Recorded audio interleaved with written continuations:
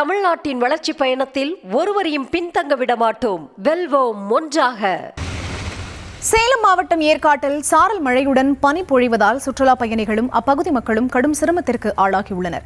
எதிரே வரும் வாகனங்கள் கூட தெரியாததால் முகப்பு விளக்குகளை எரிய விட்டபடி வாகன ஓட்டிகள் செல்கின்றனர். விவரங்களோடு இணைகிறார் செய்தியாளர் மணிசெல்வம். அவரிடம் பேசலாம். வணக்கம் மணிசெல்வம், விவரங்கள். வணக்கம் சரிதா. நிச்சயமாக சேலம் மாவட்டம் ஏழைகளின் ஊட்டி என்று அழைக்கப்படும் ஏற்காட்டில் நேற்று காலையிலிருந்தே கடும் பனிமூட்டமும் அவ்வப்போது சாரல் மழையும் இருந்து வருகிறது. இந்த நிலையில் இன்று கடும் பனிமூட்டத்துடன் சாரல் மழை இருந்து வருவதால் வந்திருந்த சுற்றுலா பயணிகள் இயல்பு வாழ்க்கை வெகுவாக பாதிக்கப்பட்டுள்ளது. மேலும் வந்திருந்த சுற்றுலா பயணிகள் அறைகளிலே தஞ்சமடைந்துள்ளனர். மேலும் வாகன ஓட்டிகள் ஊர்ந்து செல்ல வேண்டிய சூழல் ஏற்பட்டுள்ளது. மலைப்பாதையில் கடும் பனிமூட்டம் நிலை வருவதால் வாகன ஓட்டிகள் மிக சிரமத்துக்கு ஆளாகியுள்ளனர். மேலும் உள்ளூர் மக்களின் இயல்பு வாழ்க்கை வெகுவாக பாதிக்கப்பட்டுள்ளது.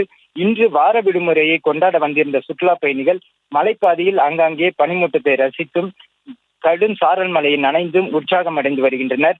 ஏறி தெரியாத அளவிற்கு கடும் பனிமூட்டம் நிலவி வருவதால் படகு சவாரி தற்காலிகமாக நிறுத்தி வைக்கப்பட்டுள்ளது. மேலும் வந்திருந்த சுற்றுலா பயணிகள் ஏமாற்றத்துடன் படகு சவாரி செய்ய முடியாமல் திரும்பி சென்று வருகின்றனர். மேலும் அண்ணா பூங்கா, லேடி சீட் போன்ற பகுதிகளில் காட்சி முனைகளை கண்டு கழிக்க முடியாமல் சுற்றுலா பயணிகள் வேதனை அடைந்து வருகின்றனர். கடும் குளிர் நிலை வருவதால் உள்ளூரின் மக்கள் இயல்பு வாழ்க்கை வெகுவாக பாதிக்கப்பட்டுள்ளது. சரிதா.